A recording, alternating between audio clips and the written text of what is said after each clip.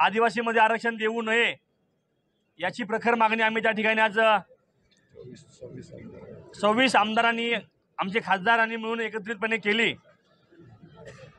धनगर समाजाला NT-क मध्ये 3.5% ऑलरेडी आरक्षण आहे आणि आदिवासी समाजाला 60% आरक्षण आहे, त्यामध्ये 47 जमाती आहेत आणि म्हणून ज्यांना मुळामध्ये आरक्षण आहे त्यांचा विनाकारण त्या ठिकाणी समावेश आमच्या प्रवर्गात करू नये अशी आग्रही मागणी आम्ही आज सर्व आमदार खासदारांनी सन्माननीय मुख्यमंत्री साहेबांना आणि उपमुख्यमंत्री साहेबांना केली। त्या ठिकाणी धनगर समाजाला आरक्षण देताना ते आदिवासीमध्ये देऊ नये हा त्या ठिकाणी सगळ्यांनी एकमुखी मागणी केलेली आहे आणि मुख्यमंत्री महोदय त्याबाबत गंभीर आहेत। त्यांनी आम्हाला त्या ठिकाणी आमची मागणी त्या ठिकाणी त्यांनी ऐकून घेतली आणि त्या ठिकाणी त्यांनी आम्हाला आश्वासित केलेलं आहे।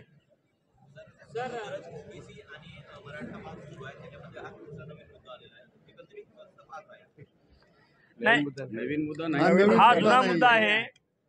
आमचं म्हणणं आहे की धनगर समाजाला मुळामध्ये 3.5% आरक्षण NT-क प्रवर्गात आहे आणि अजून आमच्या समाजाचा पाहिजे तो विकास झालेला नाही, त्यामुळे आमच्यामध्ये घुसखोरी नको एवढंच आमचं त्या ठिकाणी म्हणणं आहे। जातनिहाय जनगणना व्हावी ही तुमची सगळ्यांची मागणी आहे का? कारण की ज्या पद्धतीने आता राज्यामध्ये मराठा विरुद्ध OBC आणि धनगर विरुद्ध आदिवासी असा जो संघर्ष पाहायला मिळतोय, एक मुखाने मुख्यमंत्र्यांकडे तुम्ही मागणी करणार का जातनिहाय जनगणना? आम्ही मागणी केलेली आहे, सभागृहात मागणी केलेली आहे आणि आम्ही आमचे जे निवेदन दिले त्यामध्ये म्हटलं की जातनिहाय जनगणना करा। परंतु सरकारमधलेच काही नेते मंडळी जे आहेत ते आज जनगणनेला जातनिहाय जनगणनेला विरोध करताना पाहायला मिळतात। त्यांचं असं म्हणणं आहे की समाजातील समतेला या संपूर्ण जातनिहाय जनगणनेतून तडा जो आहे तो जाईल म्हणून। नाही, आम्ही आमची मागणी त्या ठिकाणी सरकारकडे केलेली आहे आणि ज्या विधानमंडळामध्ये सर्वानुमते विधानमंडळामध्ये एकमताने जातनिहाय विधानमंडळामध्ये एकमताने जातनिहाय जनगणना करा अशी एकमताने ठराव झालेला आहे। आणि धनगर आणि आदिवासींचा हा मुद्दा काय आजचा नाही, 1980 सालापासून हा मुद्दा चालू आहे आणि बऱ्याच वेळा त्यांचा मुद्दा खोडलेला आहे, फेटाळलेला आहे, पण परत परत तो मुद्दा काय येतोय याच्या मागं राजकारण आहे का अशी आम्हाला शंका आहे। खरं तर आदिवासींमध्ये धनगर कधीच येऊ शकत नाही हे तितकंच सत्य आहे। सुप्रीम कोर्टाचा निकाल आहे। आता खासदार साहेब बोल। जो धनगरांचा जो विषय आहे तो आम्ही सर्व आदिवासी आमदारांनी मांडला आहे। आमचे 47 जाती आहेत, 47 जात्यामधून जो पोटजात्या केल्या तर आमचे 180 जात आहे पोटजात।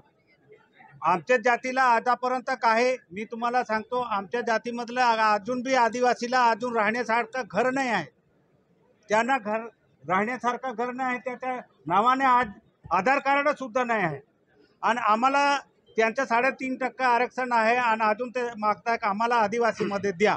म्हणून आम्ही सर्व आज आमदार खासदार सर्वांनी एकमताने आम्ही माननीय मुख्यमंत्री साहेबांना निवेदन दिलं ना, स्पष्ट सांगितलं आहे का आमच्यामध्ये तुम्ही धनगरांना घ्यायचे नाही, त्यांना 3.5% अजून वाढवून किती टक्के द्यायचे त्यांना द्या, पण आमच्यामध्ये आदिवासी नको, जे बोगसमधून काही कोळी समाज सांगतात आम्हाला घ्या ते सुद्धा नको। बरोबर, हॉलबा कष्टी आहे त्याच्यामध्ये ते सांगता आम्हाला जो तो उठला आदिवासीमध्ये आम्हाला घ्या, जो तो उठलो आदिवासीमध्ये आम्हाला घ्या, म्हणजे सगळ्यांना आदिवासीमध्ये घ्यायच्या आणि आदिवासी का सगळे भीक मागत फिरणार आहे का?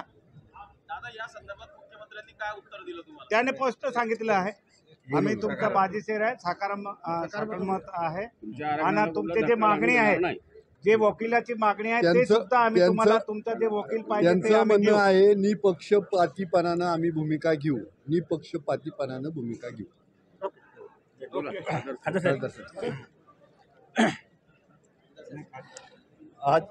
आज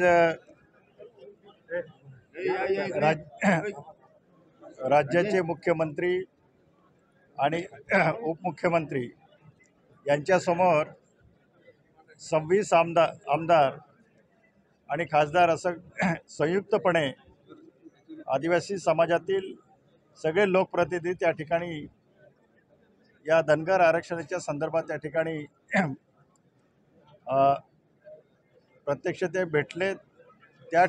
त्या ठिकाणी सगळ्यांची एकमुखी मागणी आहे की आदिवासींच्या आरक्षणाला धक्का न लावता धनगर बांधवांना त्या ठिकाणी एक स्वतंत्रपणे त्या ठिकाणी त्यांना आरक्षण देण्यात यावं, जेणेकरून भविष्य काळामध्ये आदिवासी आणि धनगर किंवा अन्य कम्युनिटी त्या ठिकाणी तसा संघर्ष होणार नाही. आणि त्या दृष्टिकोनातून ही सगळ्यांची मागणी आहे. कारण आज ही आदिवासी बांधवांची जर अवस्था जर बघितली की एकट्या पालघरमध्ये सुद्धा किंवा अन्य महाराष्ट्रामध्ये तीव्रता अतितीव्रता अशा प्रकारे कुपोषित असलेले बालकांची संख्या त्या ठिकाणी बऱ्यापैकी जरी कमी झालेली असली तरीसुद्धा अजूनही पूर्वीसारखी परिस्थितीमध्ये निश्चितच बदल जरी झालेला असला तरी एकट्या पालघरमध्ये 114च्या आसपास त्या ठिकाणी काही ठिकाणी कुपोषित बालकं त्या ठिकाणी आढळलेले आहेत, दगावलेले आहेत. आणि म्हणून अशा परिस्थितीमध्ये त्या ठिकाणी आर्थिक आणि शैक्षणिकदृष्ट्या जे आदिवासींमध्ये समावेशासाठी जे मागणी करत आहेत आणि त्यांच्या तुलनेने आदिवासी हा सामाजिक आणि आर्थिक आणि शैक्षणिकदृष्ट्या खूपच मागासलेला आहे. आणि त्या दृष्टिकोनातून या ठिकाणी आम्ही राज्याच्या प्रमुखांना आणि उपमुख्यमंत्र्यांना या ठिकाणी आम्ही भेटलेलो आहोत. आणि निश्चितच त्या ठिकाणी निपक्षपातीने त्या ठिकाणी निर्णय होईल अशी अपेक्षा आहे. आणि आम्ही सगळ्यांनी एकमुखानं मागणी केली का TISचा अहवाल, टाटा इन्स्टिट्यूटचा अहवाल जाहीर करा.